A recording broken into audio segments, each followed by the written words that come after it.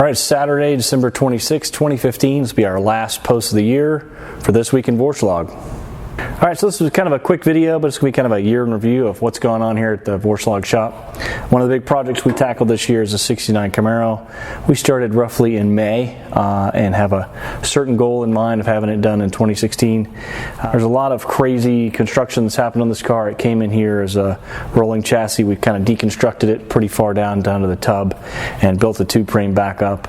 It's got LS3 dry sump, a lot of custom aero going on. There's a lot of pieces that are built and not on here, including a canard and some other things. But there's a lot of detail work down in the dual plane splitter that's pretty trick. Haven't seen done on a first gen Camaro before. You see some of the detail work here in the dual plane splitter. There's all sorts of ducting and coolers going on in here. Rolled radiator. There's a power steering cooler here, an oil cooler over there, brake ducts underneath. There's a significant engine setback. It's about 1.5 feet. So we've got a lot of room in front of the motor, which we're going to duct the hood. We're having a flat composite hood built now. All the sheet metal, of course, is aluminum. You can see we've had to remove the firewall to move the engine back as far as it is. We're working on a remote shifter. The seat is in the back seat, essentially. So it'll have a rear weight bias, or at least that's the goal. There's still a little original sheet metal left. This panel here and the roof itself. Everything else is pretty much new. Custom 3-link. You've seen this car before. It's going to be pretty cool. Big 345 tires all tucked inside the fenders and 315s up front. All right, so here we have a V8 Miata. It's a 99 NB chassis. We've done a lot of work on this car over the past couple of years. Got the correct transmission in the car, and that's allowed us to do the header fabrication in the past week. All right, we started out with some MagnaFlow bends and flanges and collectors, our Ice Engine Works modeling kit, and we just got this cool snap-on water-cooled TIG welder to go with our existing welders.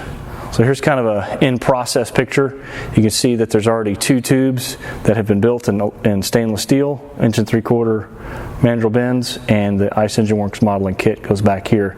It allows you to do a lot of iterations before actually turning them into steel. So all 4 of these were in plastic at one point, and then one by one Ryan has turned them into steel. All right, we're still looking at the Miata.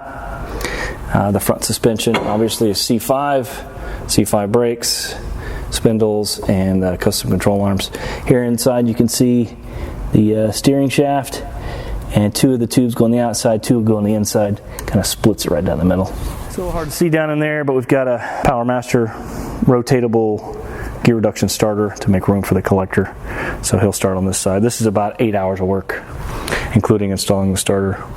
About 3 days we'll have these done. So one of the things we do at Vorshlag is we do a lot of racing. It proves parts, it shows our work we can do, and it lets us meet customers. And winning is fun, and it brings accolades for the shop. So we built this car in about 2-week period in the very first month of 2015 with the goal of going to a lot of NASA Texas events and doing well in NASA TTC class. We did really well at our debut event in January with the OEM shocks, springs, and all we had were these 17 9.5 wheels and 245 Hoosier R7s. Otherwise it was pretty stock. And the car did well. It reset the track record at MSR Houston by 7 seconds. But we had a lot of problems with leaks on the engine. And as soon as we sealed those up, went to our event in March, we had a lot of smoke. So it was a pretty frustrating year. Pulled the engine out, hopefully to make the May event. And we didn't get the motor back until nearly October. And that's just the way things go sometimes. So we missed Nationals. We missed all the NASA Texas events. We were going to try to make the last event of the year TWS, and the ECM decided to take crap and wouldn't start reliably, so we couldn't make the event, which we paid for, bought tires for. Really frustrating. We can't find a computer. The ECM is junk, and you can't find them anymore. So we've done a lot of work after getting the motor rebuilt to stock specs. We can't find a stock computer, so we're upgrading the whole harness, and you can see all the wires are gone. The whole engine harness from the firewall forward's gone. We're getting it rebuilt and changed to a 94, 95 computer, which has mass airflow sensor right about here. We've done a couple things since our first event, and even our second. We've added brake cooling, which we've got going up and over, and cooling from the front of the car. It's kind of just sitting in there right now, but Olaf built all the the backing plates. We've got a increased spring rate here, nearly 1,200 pound front spring, 1170 I think. Still stock exhaust, stock cat, stock mufflers for now. We've added this oil breather / catch can. So if we do have any blow by, which we shouldn't with the new motor, we're not going to fog out the whole track. Custom radiator, which we haven't gotten to use yet. Big radiator that fits in the OEM location. So the rules just came out for 2016, and the NASA TT rule makers threw about 60 pounds at the car. It's already carrying a lot of ballast. That's going to make me rethink a few things. And we had already started on removing more weight by adding this plexiglass rear hatch that replaces a big heavy glass piece. So yeah, frustrating year for racing. Sold the Mustang in June. We only raced it twice because it was for sale, and so we didn't really have a shop car, and this was kind of it, and it was kind of a big mess. So hopefully 2016 will be a little bit better. I was hoping to have one of these two cars built for 2016, but the time just hasn't been there. So we're probably going to keep racing Danger Zone here. Here's a customer's car, 2014 Roush Stage 3. We've done a lot of custom work too. It's for sale, and when that gets sold, we can start on this M3 build for that same customer. Excited about that. All right, we do the regular service work. We've got some BMWs in here. This is a V8 LS1 car that's back for some tweaking and fine tuning. We've made some upgrades to that car, and this one customers brought to us several times.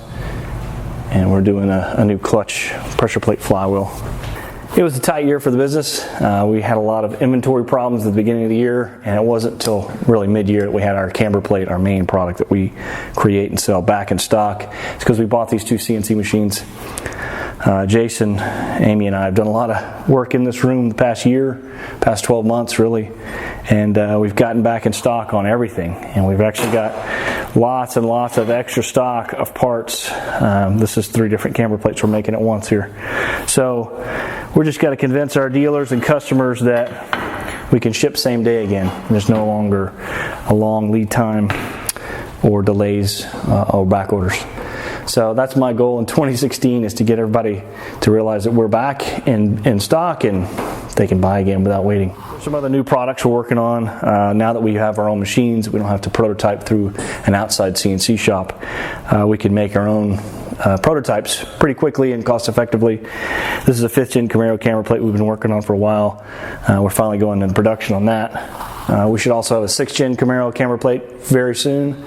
We're doing a 996 Porsche, F30 BMW, a lot of different makes and models that we haven't been able to get to because of difficulties sourcing prototype parts. So that's encouraging for 2016, is to be able to attack a bunch of new markets and make some new products.